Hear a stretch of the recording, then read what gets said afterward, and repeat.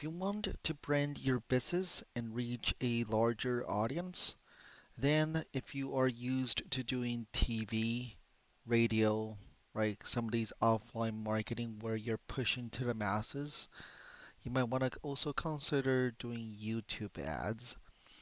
So YouTube ads is kind of interesting. You can select the demographics, geography as well.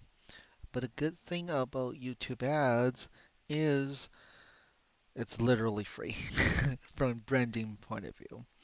If they skip the initial 5 seconds of the video, anytime they hit skip, it doesn't cost you anything, right? So that initial 5 seconds where most people just hit skip, that initial 5 seconds, you can brand your business.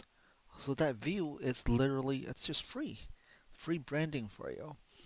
And then if they continue watching the video and if they don't watch either more than 30 seconds or half of the video, whichever comes first, you don't get charged for it.